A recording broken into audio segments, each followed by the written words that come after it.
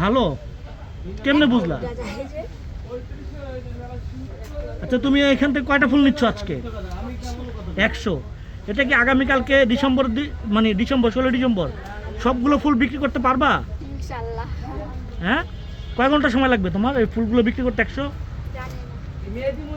জানো না? অনেক সময় লাগতে পারে, আবার 1-2 ঘন্টার ভিতরে।